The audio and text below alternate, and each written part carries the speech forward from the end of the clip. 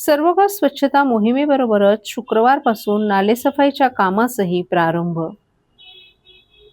ठाणे शहरात उपमुख्यमंत्री एकनाथ शिंदे यांच्या संकल्पनेतून महापौर शर्मिला पिंपळकर यांच्या नेतृत्वाखाली महापालिकेचे आयुक्त सौरभ राव यांच्या निर्देशानुसार सर्व प्रभागात सर्वकाळ स्वच्छता मोहीम राबवली जात आहे. या मोहिमेबरोबरच आज शुक्रवारी ठाणे शहरातील नालेसफाईच्या कामाचा शुभारंभ देखील सकाळी मुंब्रा प्रभाग समिती अंतर्गत अमृतनगर नाला येथे करण्यात आला. मुंब्रा येथे आज सकाळी 9:30 वाजता प्रभाग क्रमांक 32 मधील दारुफला मस्जिद परिसरात स्वच्छता मोहीम राबवण्यात आली. या सर्वकाळ स्वच्छता मोहिमेनंतर सकाळी 10 वाजता मुंब्रा प्रभाग समिती अंतर्गत असलेल्या अमृतनगर नाला येथून नालेसफाईच्या कामाचा शुभारंभ करण्यात आला. यावेळी ठाणे महापालिकेच्या महापौर शर्मिला पिंपळकर, ठाणे महानगरपालिकेचे विरोधी पक्षनेते तथा नगरसेवक अशरफ पठाण, नगरसेविका मर्जिया पठाण तसेच ठाणे महानगरपालिकेचे अधिकारी, कर्मचारी, स्थानिक कार्यकर्ते आणि नागरिकही मोठ्या संख्येने उपस्थित होते. या अभियानाअंतर्गत रस्ते, सार्वजनिक ठिकाणं तसंच परिसरातील साचलेला कचरा, प्लास्टिक आणि धूळ काढून पाण्याच्या सहाय्याने सखोल स्वच्छता करण्यात आली. नागरिकांच्या सक्रिय सहभागातून हा उपक्रम मोठ्या उत्साहात पार पडला.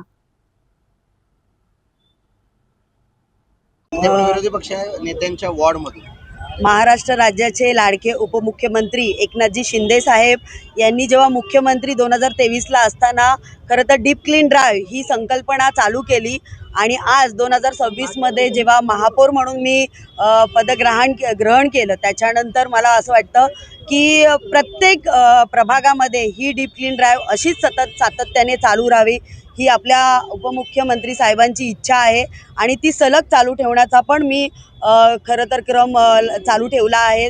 जसं की प्रभाग क्रमांक 1, 2, 3 असे चालूच आहेत. 33 पण झालेला आहे. आज 32मध्ये आहोत. 15 आणि 32 आज 2 वॉर्ड आपण डीप क्लीन ड्राईव्हसाठी घेतलेले आहेत.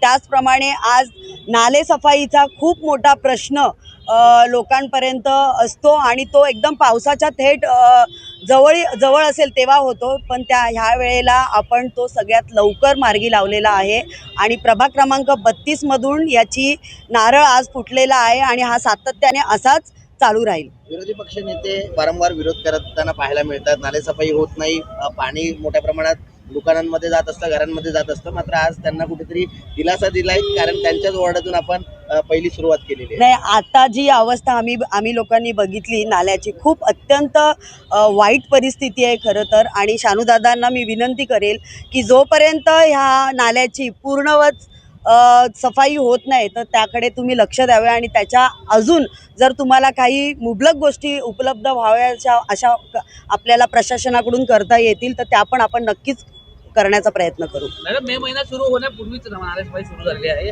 डेडलाईन काय दिली आहे प्रशासनाला? आपण कधीपर्यंत फायनल नालेसफाई झाली पाहिजे? प्रशासन मला वाटतं चांगलं उत्तम काम करतंय आतापर्यंत 4 वर्षाच्या याच्यामध्ये.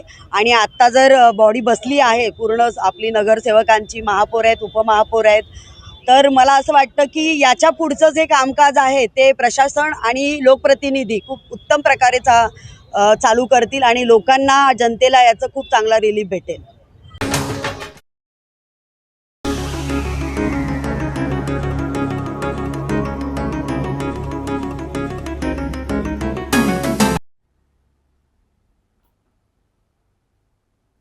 खासदार फुटणार या खोट्या बातम्यांचे उभाटाचेच नेते सूत्रधार शिवसेनेचे खासदार नरेश म्हस्के यांची घणाघाती टीका. एकामागून एक निवडणुकांमध्ये झालेले दारुण पराभव, नेतृत्वाचं अपयश आणि पक्षांतर्गत उफाळून आलेल्या नाराजीवरून लक्ष हटवण्यासाठी उभाटाचे नेते खासदार फुटणार, ऑपरेशन टायगर अशा खोट्या बातम्या माध्यमांमध्ये पसरवण्याची केविलवाणी धडपड करत आहेत, अशी घणाघाती टीका शिवसेनेचे खासदार नरेश म्हस्के यांनी केली आहे. शिवसेनेचे मुख्य नेते आणि उपमुख्यमंत्री एकनाथ शिंदे आणि उबाटा खासदारांमध्ये झालेल्या बैठकीचं वृत्त खासदार म्हस्के यांनी फेटाळून लावलं. ठाण्यात आयोजित पत्रकार परिषदेत ते बोलत होते. शिवसेनेचे केंद्रीय मंत्री प्रतापराव जाधव यांनी काही दिवसांपूर्वी महाराष्ट्रातील सर्वपक्षीय खासदारांसाठी स्नेहभोजन आयोजित केलं होतं. दिल्लीत महाराष्ट्रातील खासदार एकमेकांच्या संपर्कात असतात, ही एक संस्कृती असल्याचं खासदार म्हस्के यांनी सांगितलं. वेगवेगळ्या पक्षांच्या खासदारांनी एकमेकांशी संवाद साधला, एकत्र भोजन केलं तर पक्ष फुटणार असं समजणं चुकीचं आहे, असंही खासदार म्हस्के यांनी सांगितलं. त्यामुळे माध्यमांमध्ये सुरू असलेल्या ऑपरेशन टायगर संदर्भातील बातम्या निराधार आहेत. उबाटा खासदारांबाबत कोणत्याही विषयावर बैठक झाली नाही, असं शिवसेनेचे मुख्य नेते एकनाथ शिंदे आणि संसदीय पक्षाचे नेते खासदार डॉ. श्रीकांत शिंदे यांनीही स्पष्ट केल्याचं मस्के यांनी सांगितलं. उबाटाच्या नेतृत्वावर पक्षांतर्गत प्रचंड नाराजी आहे. पक्षातील कार्यकर्त्यांना, लोकप्रतिनिधींना उबाटानं वाऱ्यावर सोडले. निवडणुकीत उबाटा मुंबईबाहेर न गेल्यानं पक्षाचे कार्यकर्ते नाराज आहेत, असा दावा देखील मस्के यांनी केलाय. पक्षातील नाराजी असल्यानं लोकप्रतिनिधी एकनाथ शिंदे यांना भेटणार, पक्ष फुटणार अशा खोट्या बातम्या उबाटाचे नेतेच माध्यमांमध्ये पसरवत आहेत, असंही मस्के यांनी सांगितलं. उबाटाचा खासदारांवर विश्वास नसल्यानं त्यांना बदनाम करण्यासाठी खोट्या बातम्या पसरवण्याचं काम संजय राऊत करत असल्याची टीकाही मस्के यांनी केली. राऊतांच्या कारस्थानामुळेच उबाटा पक्ष मृतावस्थेत गेला आहे, अशी खरमरीत टीका मस्के यांनी केली. आदित्य ठाकरे आणि राऊत यांच्यात शीतयुद्ध सुरू आहे. आदित्य ठाकरे राऊत यांना जाब विचारत असतील तर राऊतांची त्यांच्याच पक्षातील अवस्था बिकट आहे. उद्धव ठाकरे रसातळाला गेले आहेत. याउलट एकनाथ शिंदे यांच्या नेतृत्वात शिवसेना पक्ष हा देशातला आघाडीचा प्रादेशिक पक्ष असल्याचंही मस्के यांनी सांगितलं. एक बैठक ठाण्यामध्ये पार पडलेली आहे मुख्यमंत्री एकनाथ शिंदे यांच्या उपस्थितीमध्ये. त्या बैठकीमध्ये जे आहेत काही उबाटा पक्षाचे खासदार आहेत ते उपस्थित होते. काय नेमकं बैठकीमध्ये? माननीय आमचे मुख्य नेते एकनाथ शिंदे साहेब आणि आमचे केंद्रातील गटनेते डॉ. श्रीकांत शिंदे यांनी सुद्धा स्पष्ट केलेलं आहे की कुठल्याही प्रकारची बैठक उबाटाच्या खासदारांच्या समवेत आमची झालेली नाही आहे. ऑपरेशन टायगर वगैरे हा काही विषय पण नाही आहे. आम्ही आमचं काम करत असतो. लोक कामं घेऊन येत असतात. लोकप्रतिनिधी कामानिमित्त वेगवेगळ्या ठिकाणी भेटत असतात आणि जनतेचं काम करणं हे आम्ही आमचं प्रमुख कर्तव्य समजतो. आणि अशा पद्धतीच्या खोडसाळ बातम्या देणं ही चुकीचं आहे. आणि अशा प्रकारची कुठलीही बैठक आमची आणि उबाटाच्या खासदारांची झालेली नाही आहे. उबाटातीलच काही लोक अशा पद्धतीने बातम्या पसरवण्याचं काम करतायत. आपल्या खासदार आमदारांवरती प्रेशर आणण्याकरता अशा पद्धतीच्या बातम्या उबाटातीलच काही नेते हेतुपुरस्पर समाज माध्यमांमध्ये अशा प्रकारच्या बातम्या पसरवित आहेत. अरविंद सावंत म्हणतात की खोट्या बातम्या दिल्यांवर कारवाई करा असं त्यांनी सांगितलंय. अशा पद्धतीच्या जे काही कोण देत असेल तर तुम्ही पाहून घ्या. अशा पद्धतीच्या बातम्या जर काही येत असतील, आम्ही स्वतः एकनाथ शिंदे साहेब असतील, श्रीकांत शिंदे यांनी सुद्धा सांगितलेलं आहे की अशा पद्धतीचं कुठलीही बैठक झालेली नाही आहे. आणि आता या क्षणाला आम्हाला वाटत नाही आहे, काही गरज नाही आहे काही खासदारांची किंवा त्यांच्यामधून फुटून येऊन आमच्यामध्ये बसण्याची. आता त्यांच्यामध्ये जे काही नाराजी असेल तर अशा पद्धतीने खासदार आणि आमदारांना बदनाम करणं हे उबाटाच्या नेत्यांना पटत नाही आहे आणि त्यांनी करू नये. सर्व नागरिकांना आवाहन करण्यात येत आहे की सध्या डासांमार्फत पसरणाऱ्या डेंग्यू या आजाराचा प्रसार रोखण्यासाठी प्रत्येकाने पुढीलप्रमाणे कार्यवाही करावी.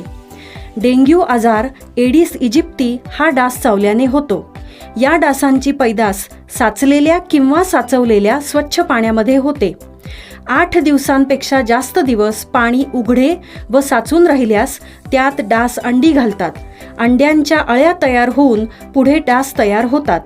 यासाठी आपल्या घरातील पाणीसाठे उदाहरणार्थ बॅरल्स, पिंपे, टाक्या, हौद, रांजणे इत्यादी दर आठवड्याला रिकामे करून घासून पुसून कोरडे करून पुन्हा भरावे.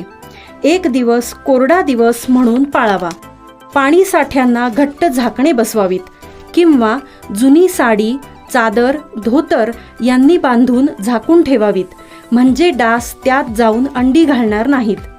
घराच्या गच्चीवर, आजूबाजूला, अंगणात कोठेही पाणी साचू देऊ नये. भंगार सामान उघड्यावर टाकू नये. उदाहरणार्थ टायर्स, प्लास्टिक सामान, कुंड्या, टाकाऊ वस्तू इत्यादी. अशा सामानात पावसाचे पाणी साठून त्यात डेंग्यूच्या डासांची पैदास होते. घरातील कूलर्स, फ्रीजच्या पाठीमागील ट्रे हे देखील वेळोवेळी कोरडे करावेत.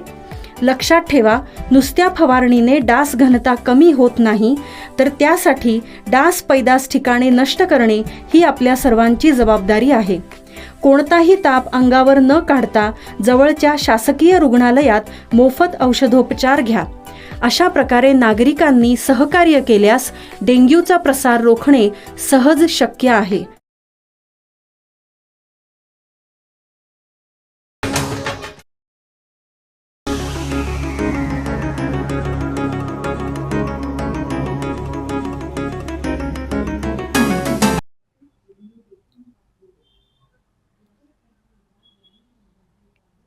राज्याचे उपमुख्यमंत्री एकनाथ शिंदे यांच्या संकल्पनेतून ठाणे महानगरपालिकेच्या विशेष पुढाकाराने प्रभाग क्रमांक 15 मध्ये आज डीप क्लीन ड्राईव्ह मोहीम राबवण्यात आली. या अभियानाअंतर्गत रस्ते, सार्वजनिक ठिकाणं तसंच परिसरातील साचलेला कचरा आणि धूळ काढून पाण्याच्या साह्यानं सखोल स्वच्छता करण्यात आली. परिसर अधिक स्वच्छ, सुंदर आणि आरोग्यदायी करण्यासाठी विशेष लक्ष देण्यात आलं. नागरिकांमध्ये स्वच्छतेबाबत जनजागृती व्हावी यासाठी प्रत्यक्ष सहभागातून हा उपक्रम राबवण्यात आला. भविष्यातही सातत्यानं अशा स्वच्छता मोहिमा राबवण्याचा संकल्प करण्यात आला. यावेळी आमदार संजय केळकर, महापौर शर्मिला पिंपळकर, उपमहापौर कृष्णा पाटील, आयुक्त सौरभ राव, नगरसेवक सुरेश कांबळे, नगरसेविका यज्ञा भोईर, अनिता यादव तसंच ठाणे महापालिकेचे इतर अधिकारी, कर्मचारी, स्थानिक कार्यकर्ते आणि नागरिकही मोठ्या संख्येनं उपस्थित होते.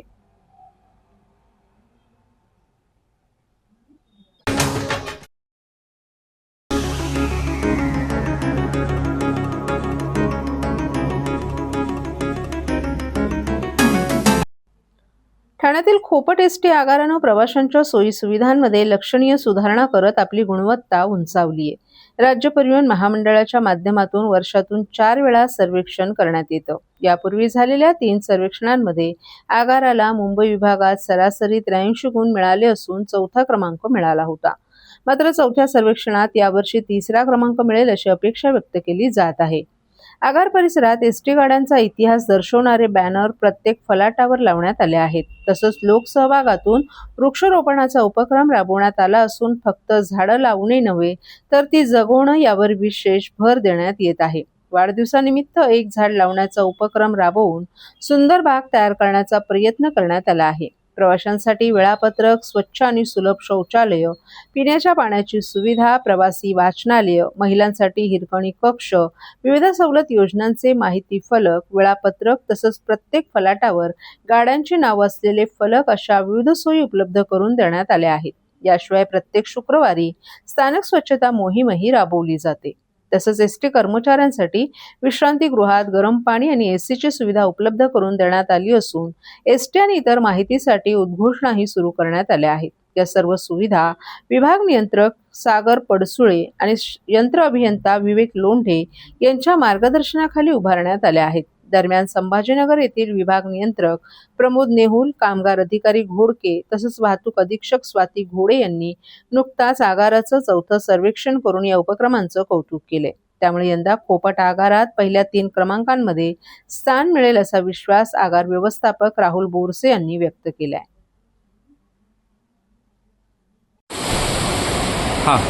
नमस्कार, मी आगार व्यवस्थापक ठाणे 2 आगार येथे स्वच्छ सर्वेक्षण समिती क्रमांक 4 यांनी दिनांक 6 तारखेला सर्वेक्षण करण्यात आलेले आहे. दिलेल्या सर्वेक्षणाच्या मुद्द्यांनुसार खोपट बस स्थानक येथे संपूर्ण वेळोवेळी कामे करून देण्यात आलेली आहेत.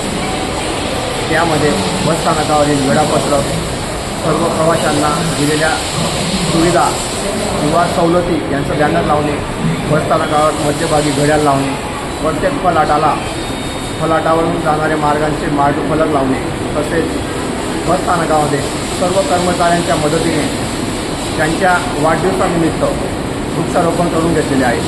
तसेच वेळोवेळी बस स्थानकाची आठवड्यातून एकदा पूर्ण डीप क्लिनिंग केली जाते. सुलभ शौचालय असतील, चालक वाहन विश्रांतीगृह असतील, यांच्यामध्ये एसी बसवून घेतलेले आहे. गरम पाण्यासाठी गिझर बसवलेले आहे.